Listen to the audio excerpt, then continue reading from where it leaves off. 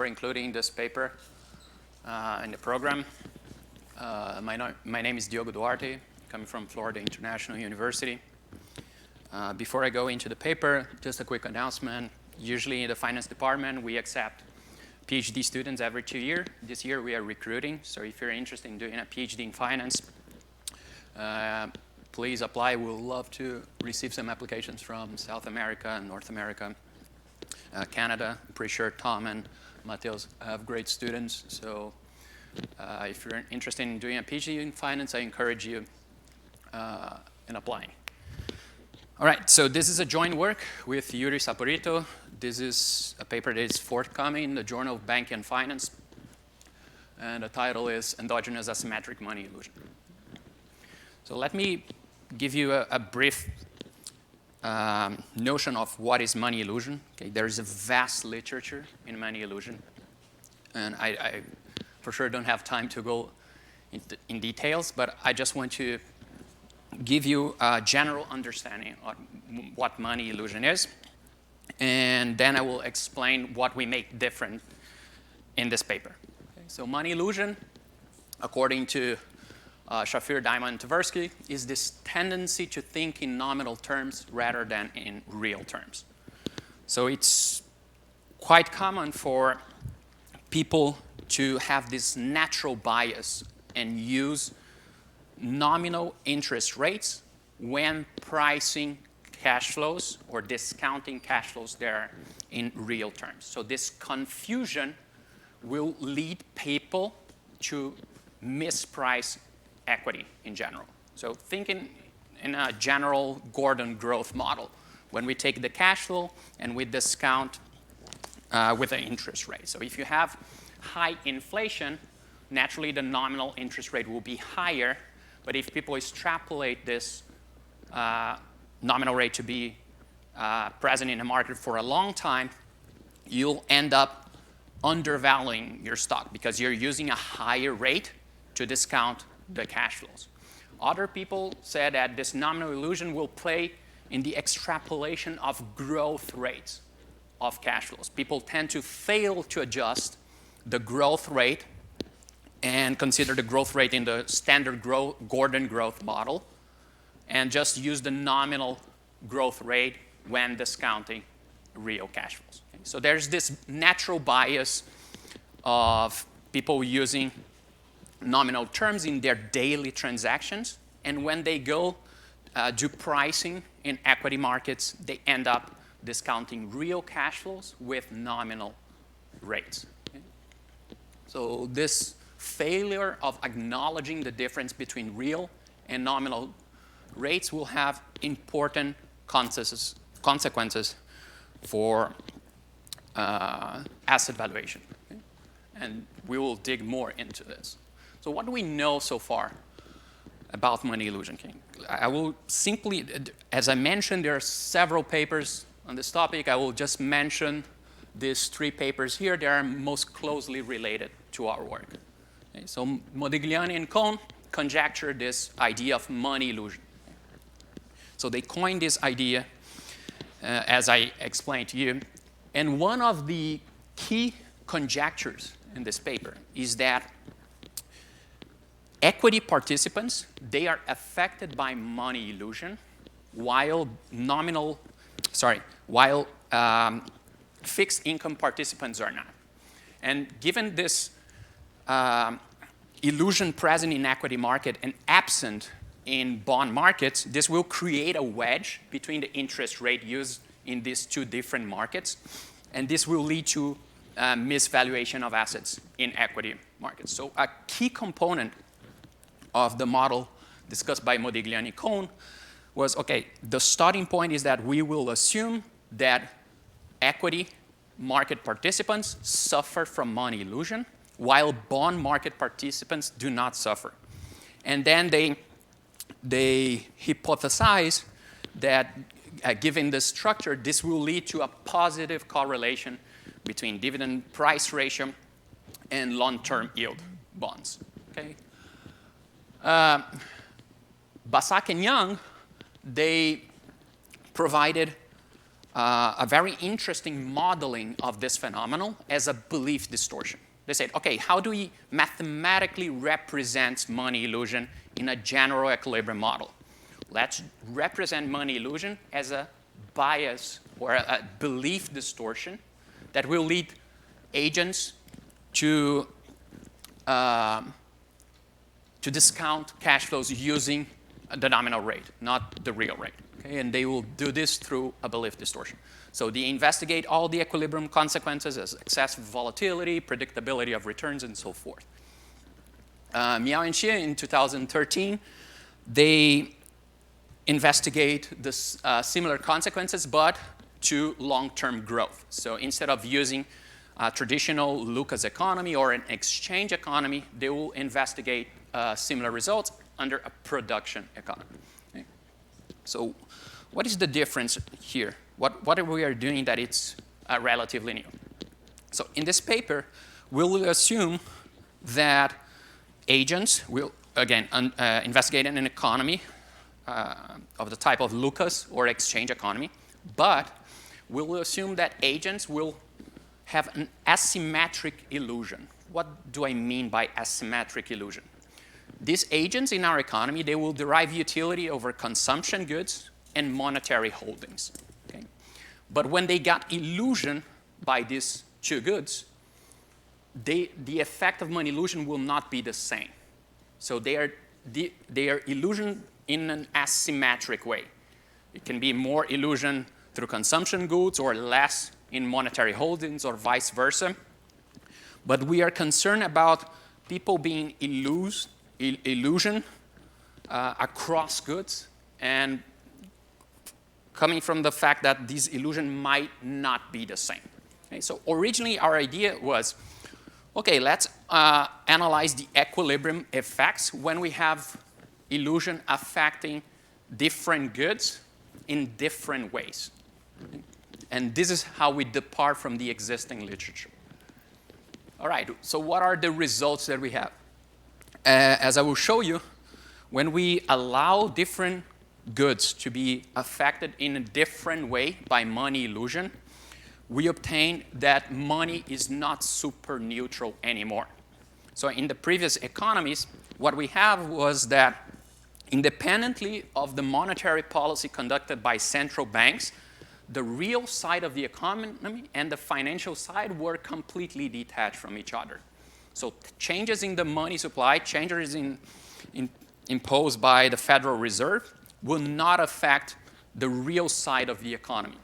Okay? So this is what we call money super neutrality in the economy. When we allowed for asymmetric money illusion, as you will see, the financial side and the real side become entangled.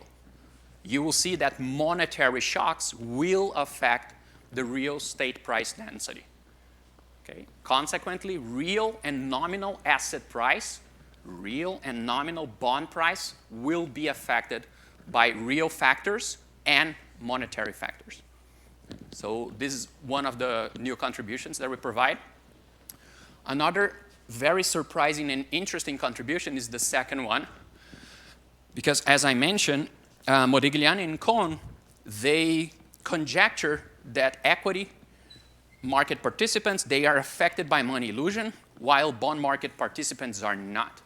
Okay? They conjecture this, and then they go and provide several hypotheses.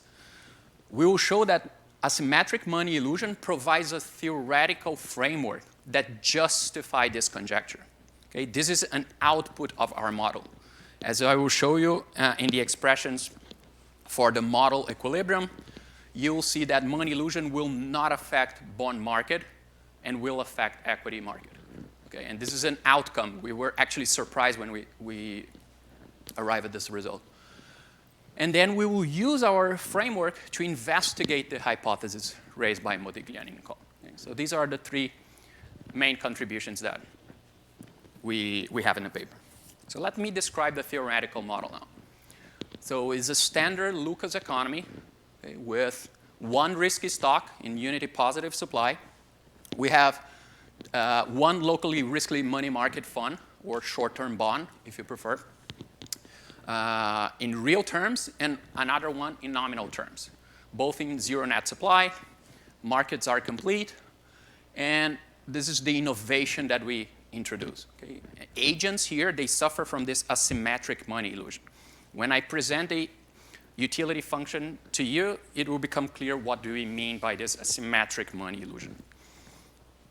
So what are the primitives of this model here? So we'll model the money supply and the dividends, right? The commodity here. So commodity standard geometric Brownian motion.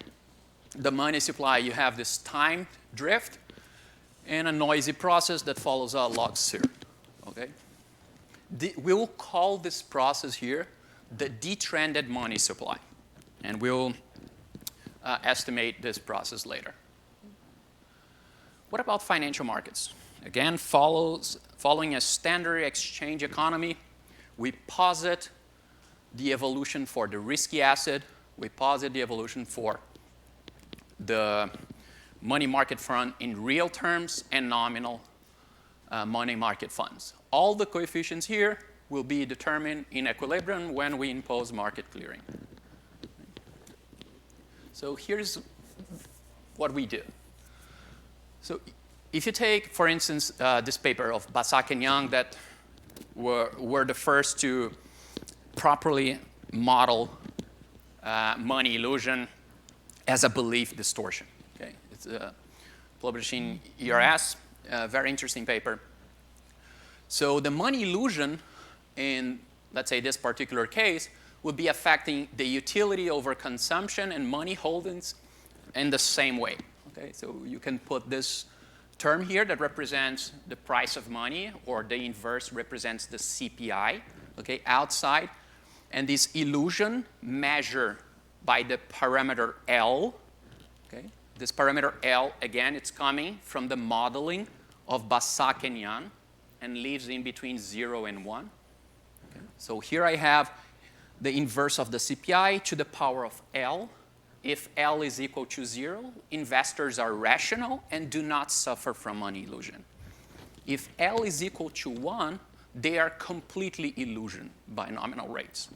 Okay, so L is in between 0 and 1. This is not our modeling. This is coming from Basak and Young.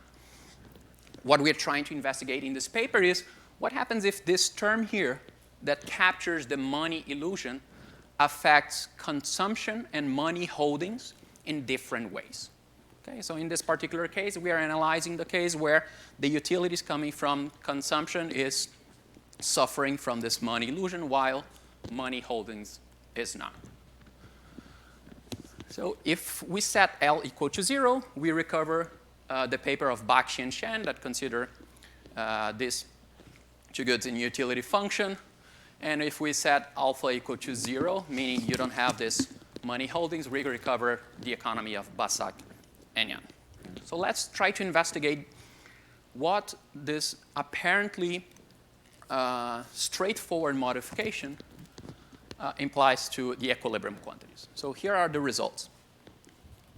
So the first interesting result is that the state price density, psi here is representing the state price density, the real state price density, is affected by money illusion.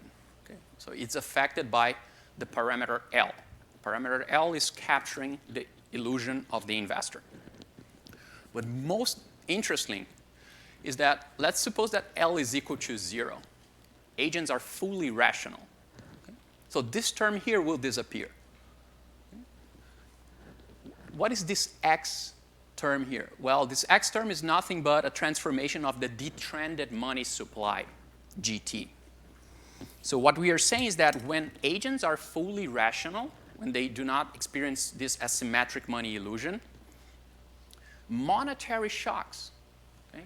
Monetary shocks affecting the money supply in the economy will not affect the real state price density. So the real state price density, it's not affected by monetary shocks in the absence of money illusion, meaning money is super neutral in this case.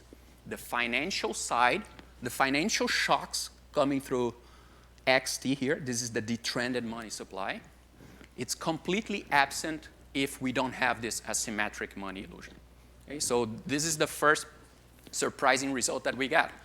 So in equilibrium, money superneutrality, it's absent in our model, which is a realistic feature, okay? And it's absent in the previous models in the literature.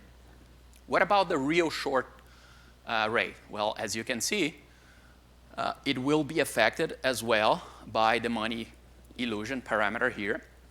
And once again, if we make this L equal to 0, meaning agents are fully rational, all the stochasticity of the short rate is gone. Okay, the stochasticity is coming from our single state variable, in this case, the detrended money supply.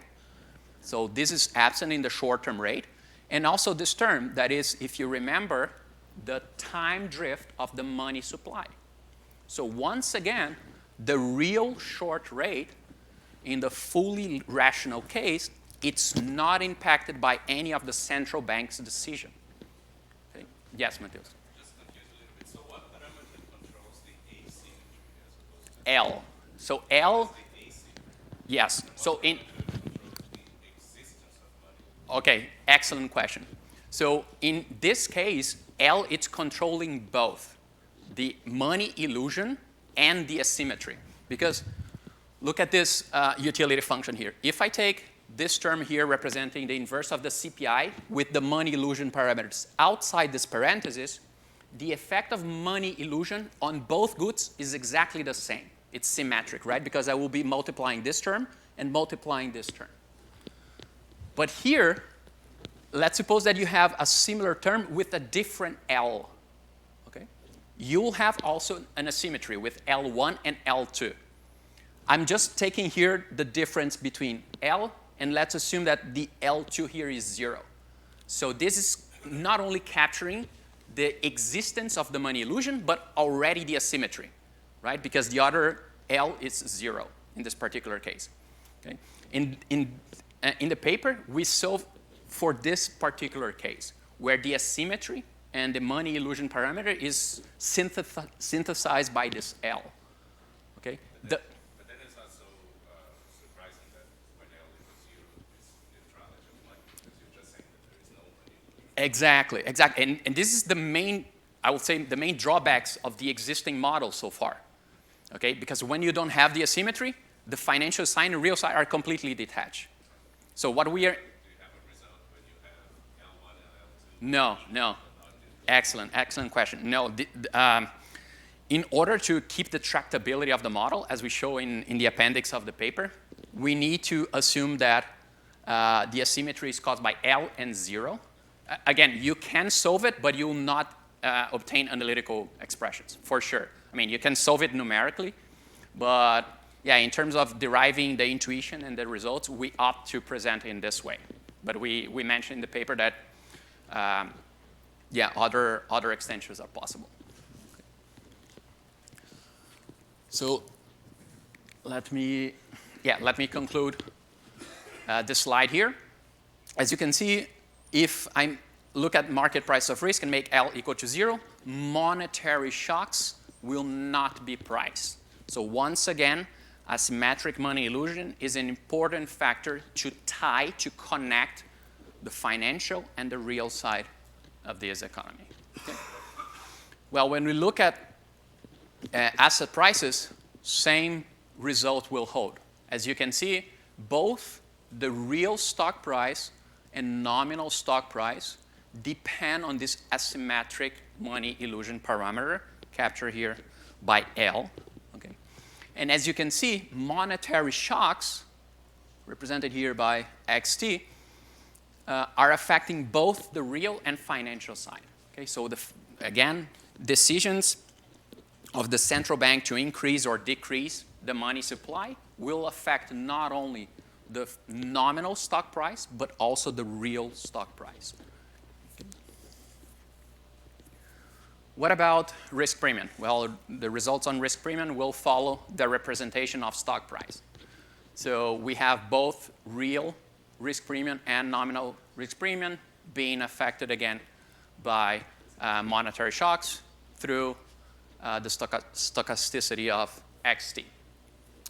If we simply put the L parameter, or the parameter capturing the money illusion, equal to 0, we obtain a constant real risk premium that is also independent of monetary shocks. So let's try to analyze a little bit more what happens with bond prices. So on top here, I have real bond prices and nominal bond prices here. And this was very, very interesting when we derived these expressions, because as you can see, the real bond price depends on L, right? The parameter capturing money illusion. But when we look at the expression for the nominal bond price, it's completely independent of L. And this is exactly the conjecture that Modigliani and Cohn have in their paper. Nominal bond prices, right, nominal market participants, will not be affected by money illusion, while equity, nominal equity, will be. So this is the second contribution that I previously mentioned. And then we took these expressions, extract the bond yield, try to understand how the term structure and the term premium in real and nominal terms, everything that you have a sub-index n here, it's representing nominal. If there's not a subscript index, n is real terms. Okay? And then we try to investigate these quantities numerically. So we use standard parameters. Later in the paper, we estimate. And just to give you a general idea, the first result, I'm showing you how the real, this column here is real quantities, real risk premium and real stock price, nominal stock level, and risk premium in nominal terms against L. Okay? So I'm increasing here the degree of asymmetric illusion. Well, as Basak and Yan presented, we observe an increase in the price as people become more illusion, and a decrease on both risk premium. What about bond price, yield curve, and term premium? Well, the model is very flexible. And one interesting result is that the shape that you can get for the real yield, okay, the real yield curve, it's actually very flexible. Depending on the level of detrended money supply relative to its long-term mean, you can obtain downward sloping or upward sloping curve. So in terms of fitting real yield, it's very flexible. With respect to the nominal yield, we always obtain upward sloping curve. Again, this is a very simple model in the sense that we only have one state variable, which is the detrended money supply affecting the money supply process that is exogenously taken. You can increase the number of state variables by simply assuming that you have more risk factors in the money supply. Okay, and same thing for the other curves. Well, what about expected inflation and real short rate? So here I'm plotting how the expected inflation and real short rate varies with the money illusion parameters. And as you can see, we can have, as I mentioned, several different effects on money illusion on both the real short rate and expected inflation. So you can see that depending on the level of detrended money supply, so each of these lines here represent one single level of the money supply relative to its long-term mean. So depending on where the money supply is relative to its long-term mean, increasing the money illusion parameters will have a different effect on these equilibrium quantities. So we present several sensitivity analysis in the paper. We try to understand how the inflation volatility surface will behave with respect to the detrended money supply G and also the money illusion. You can see that if you have low money illusion and low, when the GT is very below its long-term mean, you have very uncertain times. We explain the economic intuition in the paper. And then we move to the analysis of the Modigliani-Cohen's hypothesis and provide a study showing how the correlations, like the stock return with inflation, bond return in inflation, if we vary the degree of illusion, you can see, for instance, for the correlation between the stock return and inflation, you can actually change the sign of the correlation. The correlation can go from positive and to negative in a relatively concise model, right, where you have basically log utilities with one state variable. And we managed to get this interesting dynamics for the correlations. As you can see, once again, depending on the level of detrended money supply, by varying the degree of money illusion, you can have this interesting switch in sign for the correlation. Okay? So what about the empirical part of the paper? So we try to investigate if our model can generate reasonable paths for this endogenous CPI, again, the PT, the price of money,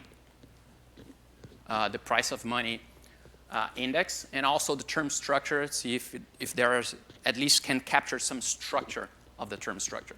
Okay? So the idea is that we need to estimate this process that we call detrended money supply. Okay? So we extract the GT and see what will be the implications for the correlations that we characterize in explicit form. Okay? So the sample period goes from November to September, monthly data. We take the CPI and real dividends from Bob Schiller's data set and M2 from the Fred database. Okay? So we split our sample in 4 parts to consider the tenure of each of the central banks' chairs. Okay? And finally, we take the M2 series in order to obtain the time trend for the money supply series. So this is what we got. We first fit this exponential fit. The blue line here is the true M2 series. So we extract, right, the residual part from the blue line, and we'll call this the detrended money supply, the process GT that we will use. So here we have the implied CPI by our model in orange and the true CPI in blue. And as you can see, our model tends to do much better in periods of high inflation, like the ones in which Paul Volcker was the chair, and highly volatile CPI for the period of Ben Bernanke and Alan Greenspan. Here we have much less observations for our sample, but you also can see that it does not track well the real CPI index. And we perform the same analysis. So we take the log differences, plot the histogram, and as you can see, our model in orange here tends to generate much more volatile log CPIs changes.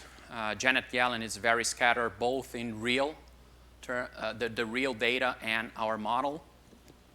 And we analyze also the nominal term structure. Okay? So here the blue dots are the real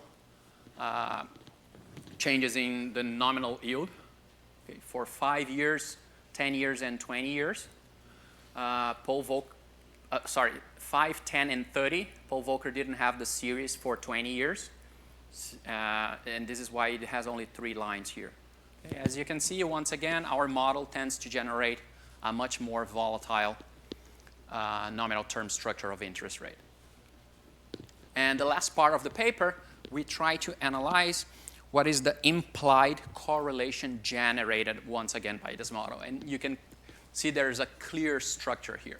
Right?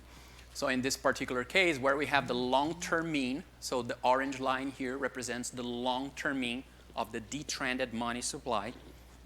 So here is above 1. And you can see that there is a negative correlation between the detrended money supply and the correlation between the dividend price yield, or the dividend yield, and inflation. Okay? So you can see a clear shift here negative correlation. What happens if this long-term trend goes below this threshold of 1, as it is in this case? Then you can see that the correlation becomes positive. So there's a clear structure that it's embedded in this model, and it's the asymmetric money illusion is the driver of this switch in correlation for the 4 chairs that we observe here. Okay. So let me conclude with basically listing once again the contributions. So asymmetric money illusion is an important factor that help us to reproduce this realistic feature of the absence of money neutrality, right? The real side of the economy and the financial side of the economy are entangled in our model. And note that we don't have any frictions, right? It's a frictionless economy, complete markets, and you can see that asymmetric money illusion is enough to generate this tide between both economies. So we provide a theoretical background, a theoretical reasoning, a theoretical framework that justify the Modigliani-Cohn conjecture that equity markets suffer from an illusion while bond markets do not. And last, we present an extensive analysis in the paper analyzing basically the Modigliani and Cohn hypothesis, in which periods that these hypotheses will hold and will not hold. Okay. Once again, the electronic version is already available, so if you're interested in the details of the calculations, feel free to ask me or check the paper online. Okay. Thank you.